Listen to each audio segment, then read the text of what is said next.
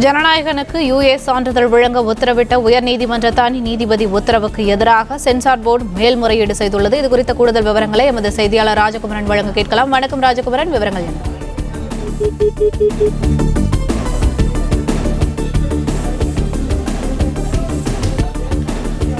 ஜனநாயகனுக்கு UA சான்றிதழ் வழங்க உத்தரவிட்ட உயர்நீதிமன்ற தனி நீதிபதி உத்தரவுக்கு எதிராக சென்சார் போர்டு மேல்முறையீடு செய்துள்ளது.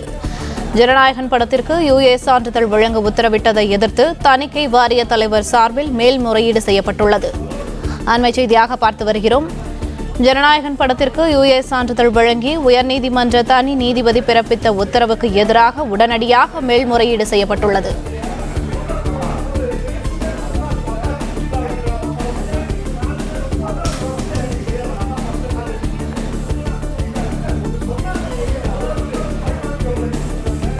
இதுகுறித்த கூடுதல் விவரங்களை எமது செய்தியாளர் ராஜகுமரன் வழங்க கேட்கலாம். வணக்கம் ராஜகுமரன், விவரங்கள் என்ன?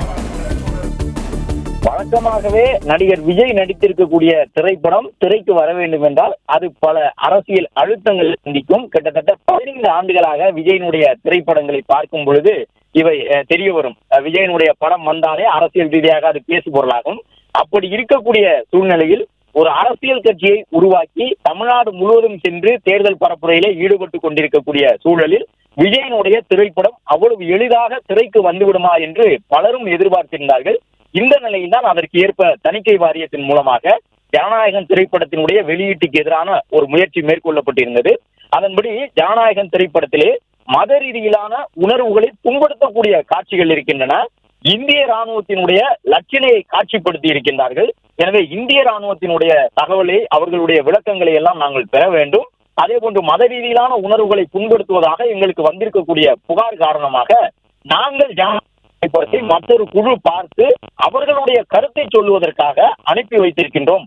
அதுவரை இந்த படத்தை வெளியிடக்கூடிய விதமாக தணிக்கை சான்றிதழை எங்களால் வழங்க முடியாது என்று சொல்லி இருந்தது தணிக்கை வாரியம். ஏற்கனவே குறிப்பிட்டபடி தமிழகத்திலே மட்டுமல்ல இந்திய அளவிலே பல திரைப்படங்கள் வெளியீட்டுக்கு முன்பாக ஒரு பெரிய சவாலை சந்திக்கும். ஆனால் அந்த திரைப்படங்கள் சவாலை சந்திப்பதற்கு காரணமாக இருப்பது சில சர்ச்சைக்குரிய காட்சிகள் அதில் இடம்பெற்றிருக்கின்றன என்பதால் ஒரு தரப்பு மக்கள் அந்த திரைப்படத்துக்கு எதிராக சொல்வார்கள். ஆனால் விஜயனுடைய திரைப்படத்துக்கு எதிராகத்தான் தணிக்கை வாரியமே நேரடியாக களத்தில் இறங்கி இருக்கின்றது. அது மட்டுமல்ல, நீதிமன்றத்தை நாடிய தணிக்கை வாரியம் தனக்கு எதிராக, அதாவது ஜனநாயகன் திரைப்படம் வேண்டும், முடக்கி வைப்பது சரியல்ல என்பதாக நீதிமன்றம் தீர்ப்பை வழங்கிய பிறகும் கூட உடனடியாக ஒரு முக்கியத்துவம் வாய்ந்த பிரச்சனைக்கு எப்படி மேல்முறையீட்டு மனு தாக்கல் செய்யப்படுமோ அதுபோன்று சென்னை உயர்நீதிமன்றத்தில் ஒரு மேல்முறையீட்டு மனுவை தாக்கல் செய்திருக்கின்றார்கள் தணிக்கை வாரிய குழு உறுப்பினர்களுடைய வழக்கறிஞர்கள். எனவே இந்த விவகாரம் மேலும் மேலும் பேசுபொருளாகி இருக்கின்றது. ஜனநாயகன் திரைப்படத்தில் அப்படி என்னதான் வசனங்கள் இடம்பெற்றிருக்கின்றன என்கின்ற ஒரு கேள்வியும் எழும். வசனங்களிலும் அரசியல் ரீதியிலான வசனங்களாக இருந்தன.